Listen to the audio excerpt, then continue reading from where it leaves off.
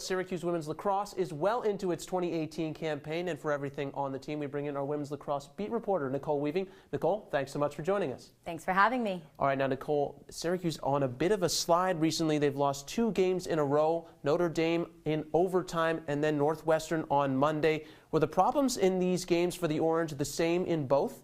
Actually, no, Nick. Against Notre Dame, it really came down to a lack of offensive production. This team was forcing passes, forcing shots. They had 10 shots that went wide or high, as well as had 15 turnovers. Then again, it came to Northwestern. It was more just this team looking tired, their 4th of a 5-game road trip, and they really were just not aggressive on the draw, late on slides, and just picked up a lot of fouls. Yeah, but there's been no lack of offensive production on this team, as Nicole Weaving and Emily Harris-Chuck ranked 1st and 2nd in points respectively. What's been so special about them this season?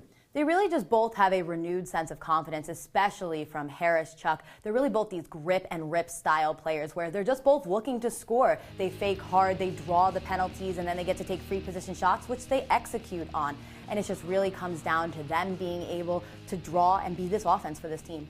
All right, now we'll flip it over to the other side of the ball. Asa Goldstock, she tied a career high in saves against Cornell, and then in the last 2 games, she was able to record double-digit saves. Nicole, how would you judge her play so far this season?